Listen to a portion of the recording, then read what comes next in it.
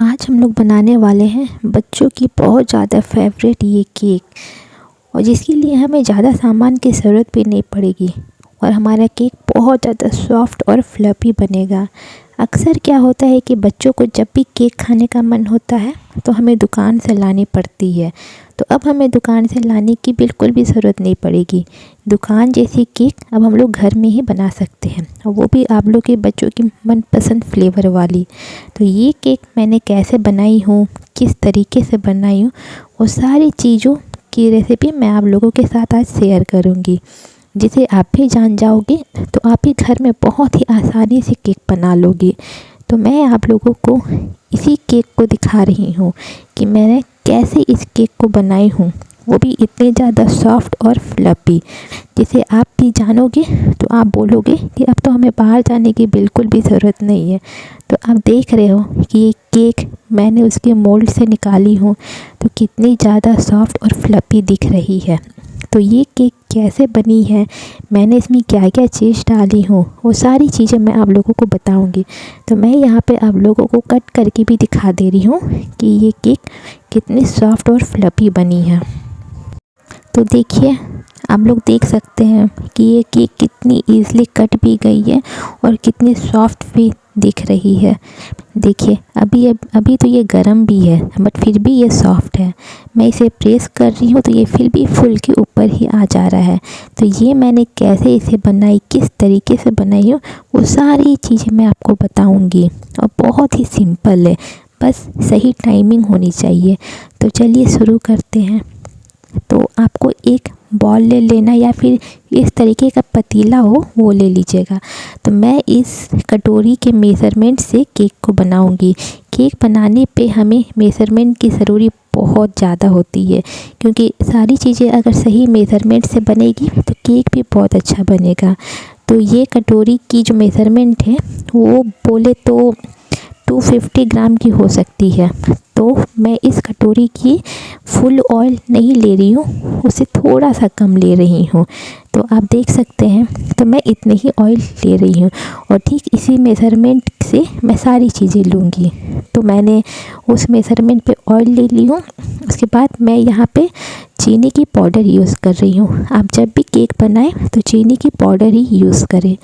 तो मैंने जितनी ऑयल ली थी मैं ठीक उसी मेज़रमेंट पे ये चीनी की पाउडर भी लूँगी। तो मैं इसे थोड़ा प्रेस करके मेज़र करूँगी, उससे क्या होगा कि मेज़रमेंट एकदम सही होगा। तो जितना ऑयल ली थी उतना ही मैं ये शुगर पाउडर ले रही हूँ, और उसे ऑयल पे डाल के अच्छे से इसे मिक्स करना है कि इसमें कोई लम्स ना आए। अगर हम सारी चीज़ों को अच्छे से मेज़रमेंट करेंगे तो हमारा सामान भी बहुत अच्छे से बनता है, इसलिए मेज़रमेंट बहुत ज़्यादा ज़रूरी है। तो वही चीज़ें मैं आप लोगों को अच्छे तरीके से बताऊंगी। तो आज हम लोग अंडा वाला केक बनाने वाले हैं। तो अब इसमें हम बस एक अंडा यूज़ करेंगे। ये अंडा डालने से क्या होगा कि आपका केक बहुत ज़्यादा सॉफ्ट और फ्लफ़ी बनेगा, इसलिए मैं इसमें अंडा यूज़ कर रही हूँ। आप चाहो तो अंडा स्किप भी कर सकते हो, बट अंडा इसमें डालना बहुत ज़रूरी है अगर केक बना रहे हैं तो देखिए, मैं इन सारी चीज़ों को इतने अच्छे तरीके से मिक्स कर ली हूँ। तो अब हमें क्या करना है, इस मिक्सचर में अब हमें मैदा ऐड करना है। तो जिस बॉल से हम लोग मेज़र करके सारी चीज़ें ले रहे थे, इसी बॉल पे ही मैं मैदा ही लूँगी। तो मैं उस मेज़रमेंट से थोड़ा ज़्यादा मैदा लूँगी। मैं ये मैदा पूरी कटोरी भर के लूँगी, क्योंकि मुझे बस एक ही बनाना है केक, इसलिए। तो देखिए, मैंने जितना ऑयल और शुगर ली थी उसे थोड़ा ज़्यादा मैं मैदा ली हूँ। उसके बाद इन सारी चीज़ों को बहुत अच्छे तरीके से मिलाना है ताकि इसमें कोई लम्स ना हो। इन सारे मिक्सचर को अच्छे से मिलाना बहुत ज़रूरी है, क्योंकि अगर आपका ज़रा सा भी लम्स रहेगा तो आपका केक अच्छा नहीं बनेगा। तो देखिए, मैं इतने अच्छे तरीके से इसे मिला रही हूँ। आप चाहो तो किसी अलग तरीके से भी उसे मिला सकते हो। तो देखिए, मैं ये सारी चीज़ों को मिलाई हूँ। तो ये मिक्सचर थोड़ी मोटी लग रही है, तो इस मिक्सचर को हमें अभी पतला करना है। तो पतला करने के लिए मैं ये दूध यूज़ कर रही हूँ। तो मैंने इसे पहले ही गर्म कर ली थी, और ये दूध थोड़ा गर्म है। तो मैंने इसमें उंगली डाल के टेस्ट कर ली हूँ कि ये गर्म मेरी उंगली सह पा रही है या नहीं। तो आपकी उंगली जितनी गर्म सह पाए, अब उतनी गर्म ही दूध ऐड करिएगा, और उस दूध को थोड़ा थोड़ा डाल के इसकी एक अच्छी सी मिक्सचर बनानी है, जैसे एक रिबन गिरती है उस तरीके की। तो देखिए ये मिक्सचर मैं इतने अच्छे से बनाई हूँ, देखिए एकदम रिबन की जैसी लग रही है जब ये इसकी मिक्सचर गिर रही है। तो बस इतने ही इसका पेस्ट बनाना है। उसके बाद जो हमारा ये दूध बचा है, ये दूध को अभी हमें रखना है, क्योंकि इस मिक्सचर को हम 5 मिनट के लिए रेस्ट होने के लिए देंगे। उसके बाद हम चेक करेंगे कि हमारा ये जो मिक्सचर है ऐसे ही बना हुआ है या फिर ये मोटा हो गया है, क्योंकि हमें बाद में भी ज़रूरत पड़ सकती है। तो मैंने इसे 5 मिनट के बाद चेक की, तो मेरा ये जो मिक्सचर है मुझे एकदम सही लगा, मुझे ज़्यादा मोटा नहीं लगा। तो आप इस तरीके से चेक कर लीजिएगा। आपका मिक्सर अगर ज़्यादा मोटा हो जाए 5 से 10 मिनट रेस्ट देने के बाद, तो आप उसमें थोड़ा सा मिल्क ऐड कर सकते हो, उससे कोई प्रॉब्लम नहीं है। बट उसका जो बैटर है, मिक्सचर है, वो सही होनी चाहिए। तो इसकी ये मिक्सचर बहुत अच्छे से थी, तो मुझे नहीं ज़रूरत थी दूध की। उसके बाद मैं इसमें थोड़ी सी ड्राई फ्रूट्स ऐड कर रही हूँ। ड्राई फ्रूट्स इसलिए ऐड कर रही हूँ क्योंकि मैं ये बच्चे के लिए केक बना रही हूँ, और अगर बच्चों की फेवरेट हो तो बच्चे तो खुश ही हो जाएंगे। तो इसलिए ध्यान में रखते हुए आप केक को बनाएं। अगर आपके बच्चे को केक पसंद आ गई घर की बनी हुई, तो वो कभी जिद नहीं करेंगे बाहर से लेने की। तो उसके बाद मैं इसमें थोड़ा सा वनीला एसेंस डाल रही हूँ। तो आपके बच्चे को जिस टाइप की फ्लेवर है, आप उस फ्लेवर की एसेंस ऐड कर सकते हो। तो मैं ये वनीला एसेंस ही ऐड कर रही हूँ, और कोई भी एसेंस हो वो आपको मार्केट में ईज़िली अवेलेबल मिल जाती है। तो बस इन सारी चीज़ों को अच्छे से मिक्स कर लेना है, ताकि किसी तरह का कोई लम्स ना हो। और मैं इस केक को इस मोल्ड पे बना रही हूँ, तो मैंने इस मोल्ड पे पहले ही थोड़ा सा ऑयल दे दी थी, और उसके बाद मैं उसमें थोड़ा थोड़ा मैदा छिड़क रही हूँ। इससे क्या होगा कि आपका केक इस मोल्ड पे नहीं चिपकेगा, जब अच्छे तरीके से बन जाएगा। आप चाहे तो बटर पेपर आती है, आप वो भी यूज़ कर सकते हो, बट मेरे पास नहीं थी, तो इसलिए मैं इस तरीके से कर रही हूँ। इस तरीके से करने से भी आपका केक नहीं चिपकेगा। तो वो मोल्ड को मैं साइड कर दे रही हूँ। अब जो सबसे ज़्यादा ज़रूरी चीज़ है वो ऐड करेंगे। तो अब इसमें हम फ्रूट वाली इनो ऐड करेंगे। इससे आपका केक बहुत ज़्यादा फ्लफी बनेगा और बहुत ज़्यादा सॉफ्टनेस आएगा। तो बस ये फ्रूट वाली इनो इसमें ऐड करके, और थोड़ा सा इनो के ऊपर आपको दूध डाल देना है, और उसके बाद ये एक बहुत अच्छा मिक्सचर बनता है केक के लिए।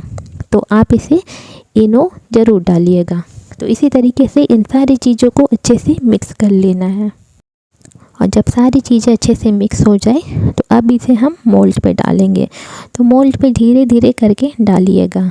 तो अगर आप लोगों को मेरी ये रेसिपी अच्छी लगी, तो आप लोग घर पे ज़रूर ट्राई करिएगा, और यकीन मानिए आपके बच्चों लोग को भी बहुत ज़्यादा पसंद आएगा। और जब आप उस मिक्सचर को केक के मोल्ड पे डाल लोगे, तो आप उसे थोड़ा सा टैप टैप करिएगा कि अगर उसमें कोई लम्स बना हो तो वो हट जाएगा। और आप जब भी मिक्सचर डालोगे, तो आपका जो भी बर्तन रहेगा उससे थोड़ा कम ही डालिएगा, आपको फुल नहीं डालना है। क्योंकि अगर आप पूरी फुल डालोगे और आपका केक अगर फूलेगा, तो आपका वो मोल्ड के बाहर आ जाएगा। तो इस चीज़ का खास ध्यान रखें कि आपका जो भी बर्तन हो, आप जिसमें केक बना रहे हो, आप उसे पूरी भर के ना डालें। और उसके बाद मैं इसमें कुछ डेकोरेशन के लिए ड्राई फ्रूट्स डाल दे रही हूँ। तो आप लोग अपने अकॉर्डिंग, आप लोग को जिस तरीके से डेकोरेट करना है, आप उसमें कुछ भी डाल सकते हो। तो बस इसी तरीके से आप लोग भी डेकोरेट कर लीजिएगा। उसके बाद मैंने इधर कढ़ाई को प्री हीट होने के लिए छोड़ दी थी, और इस पे मैं नमक यूज़ कर रही हूँ। और मैं ये नमक को चेंज नहीं करती हूँ, मैं हमेशा, मुझे जब भी केक बनाना होता है, मैं इसी नमक को ही यूज़ करती हूँ। जब ये नमक ठंडा हो जाता है तो मैं रख लेती हूँ। तो ये प्री हीट होने के बाद मैं इस तरीके का स्टैंड रखती हूँ। तो ये स्टैंड आपको ईज़िली मार्केट में मिल जाएगा। तो मेरा कढ़ाई ऑलरेडी प्री हीट हो चुका है, तो बस मुझे उसमें इस मोल्ड को रख देना है, और इसे ढक के छोड़ देना है। और याद रहे कि आपको इसे एकदम लो फ्लेम पे पकाना है। और अगर इस तरीके का कोई बर्तन में आप पका रहे हो तो आपको ईज़िली बाहर से दिख भी जाएगा। तो देखिए मैं ये 30 मिनट के बाद चेक कर रही हूँ तो ये केक का कलर भी चेंज हो चुका है। तो सोची कि थोड़ा चेक कर लेती हूँ कि ये केक हुआ है या नहीं हुआ है। तो केक को चेक करने का सबसे आसान तरीका है कि आप एक नाइफ़ ले लो और उस केक पे डिप करो। अगर डिप करने पे आपके चाकू पे अगर थोड़ा सा भी कोई बैटर उठता है तो मतलब आपका केक अभी बाकी है, पूरे तरीके से नहीं हुआ है। तो ये मेरा भी केक अभी नहीं बना था अंदर से, तो मैंने 10 मिनट के लिए फिर इसे छोड़ दी थी। तो मैंने 10 मिनट के बाद फिर चेक करने आई तो उसके बाद मेरा केक बहुत अच्छे तरीके से हो चुका था। तो उसे मैं दोबारा चेक की, तो जब दोबारा चेक की तो ये नाइफ़ पे नहीं आ रहा था, तो मतलब केक बहुत अच्छे तरीके से बन चुके थे। तो जैसे जैसे प्रोसेस मैं आप लोगों को बताई हूँ ठीक उसी प्रोसेस से आप लोग बनाओगे तो आपका भी केक बहुत सुंदर बनेगा। और जब आपका केक पूरी तरीके से ठंडा हो जाए तभी आप केक को बाहर निकालिएगा, नहीं तो आपका केक टूट जाएगा और अच्छे से नहीं निकलेगा। तो जब ये केक ठंडा हो गया मैंने केक को 30 मिनट्स के लिए ठंडा होने के लिए छोड़ दी थी। उसके बाद मैं उसके किनारे किनारे थोड़ा चाकू चला दे रही हूँ कि अगर कोई चिपका हुआ हो तो वो हट जाए। तो आप लोग भी इसी तरीके से ही करिएगा। और उसके बाद किसी बर्तन पे रख के और इसे अपोजिट के डायरेक्शन पे पलट दीजिएगा, तो उससे आपका केक बहुत ईज़िली निकल जाएगा। और उसके बाद आपको पीछे थोड़ा सा टैप भी करना है, क्योंकि मेरा ये केक थोड़ा मुझे लग रहा था कि चिपका हुआ है, तो मैंने डबल टैप की थी। तो आप देख सकते हो। तो बस इसी तरीके से आप लोग भी ट्राई करिएगा अपने घर पे, तो आप लोग का केक बहुत ही सुंदर बनेगा और आप लोग को बाहर से लाने की बिल्कुल भी ज़रूरत नहीं पड़ेगी। कोई भी ओकेज़न हो, किसी भी चीज़ की सेलिब्रेशन करनी हो तो आप लोग घर में बहुत ईज़िली बना सकते हो। तो अगर आप लोग चाहते हो कि मैं विदाउट एग की भी केक बनाऊं तो आप लोग मुझे कमेंट ज़रूर करिएगा, मैं आप लोगों के लिए वो भी केक लाऊंगी। Thank you.